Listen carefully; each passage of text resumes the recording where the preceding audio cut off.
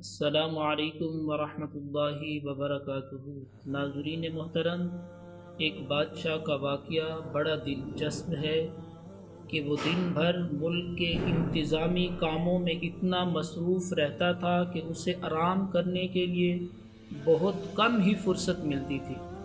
ایک دن اسے خیال آیا کہ یہ بادشاہت ایک مصیبت ہے، ہر وقت کام میں لگا رہتا ہوں، نہ دن کو چین ملتا ہے نہ رات کو آرام ملتا ہے۔ بادشاہ ہونے کے باوجود میری زندگی میں خوشیاں نہیں ہیں۔ اگر میں خوش نہیں ہوں تو کوئی اور شخص کیسے اپنی زندگی میں خوش ہو سکتا ہے؟ اس نے سوچا کہ مجھے دیکھنا چاہیے کہ میرے ملک میں خوش انسان کہاں ہے۔ تو وہ یہ سوچ کر رات کے وقت اپنا بیس بدل کر خوش شخص کی تلاش میں محل سے روانہ ہو گیا۔ سب سے پہلے وہ ایک سوداگر کے پاس پہنچا۔ جا کر اس سے سوال کیا، آپ تو بڑے خوش ہوں گے، آپ کے پاس اتنی دولت ہے۔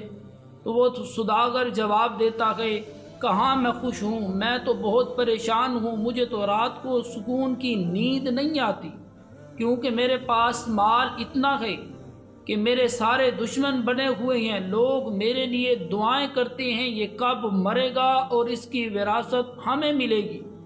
دن رات چوروں نے ڈاکوں نے میرا جینا حرام کر دیا ہے، مجھے سکون کی نیند نہیں آتی، میری صحت بھی متاثر نہیں ہے۔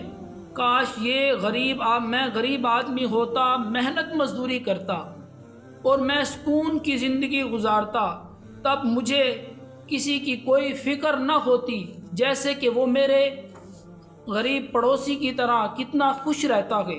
بادشاہ اس کا جواب سن کر اس پڑوسی کے پاس پہنچا، اس سے پوچھا، تم اپنے اس حال میں خوش ہو؟ پڑوسی بولا، میں تو اس حال سے سخت پریشان ہوں، مشقت سے تنگ آ گیا ہوں، بھلا یہ بھی کوئی زندگی ہے؟ میں چاہتا ہوں میں اپنے پڑوسی سوداگر کی طرح ہر وقت آرام کرتا رہوں، اصل زندگی تو یہی ہے۔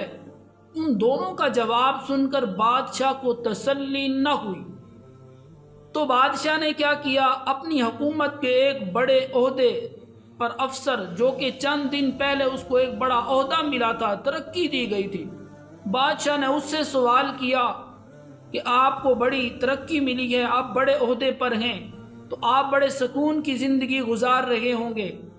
تو اس نے جواب دیا، میری بدقسمتی ہے کہ مجھے یہ عہدہ ملا اور میں نے قبول کیا، جو افسر میرے ساتھ کام کرتے تھے وہ میرے دوست تھے، اس عہدے نے انہیں میرا محتاج بنا دیا ہے، اب وہ مجھ سے جلنے لگے گے، اس عہدے نے تو جو خوشی ملی تھی وہ بھی خاک میں ملا دی، لگتا ہے خوشی میرے نصیب میں نہیں ہے۔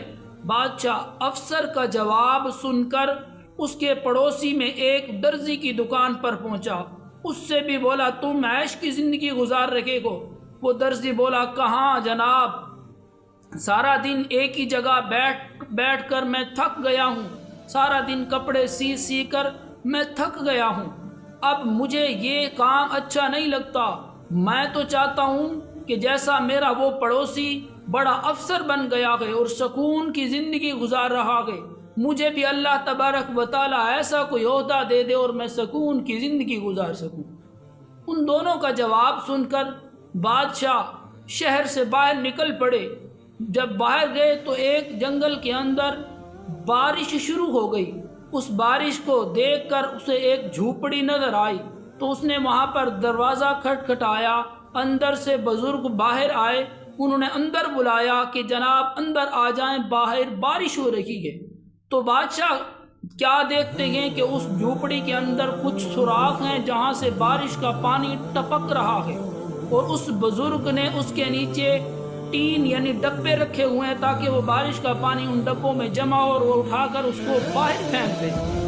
اس بزرگ سے بادشاہ نے سوال کیا کہ آپ کے پاس لگتا ہے کوئی دولت نہیں ہے، آپ خوش نہیں ہیں اپنی زندگی میں؟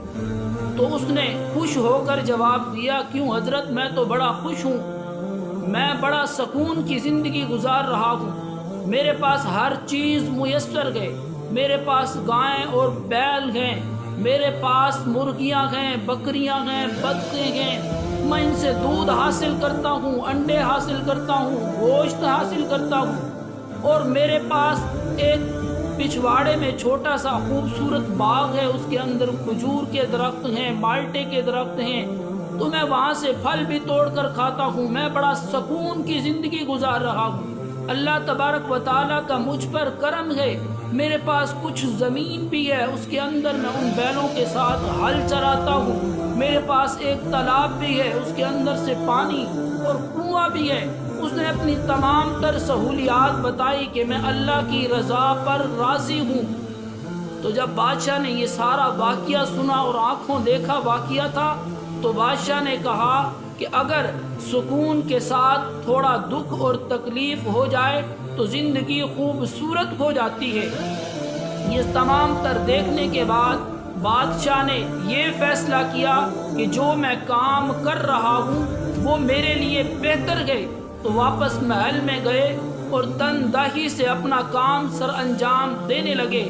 تو اس میں یہی کہوں گا کہ وہ سکون کی جھوپڑی، وہ بڑے محل، پریشانی کے محل سے بہتر ہے سکون کی جھوپڑی۔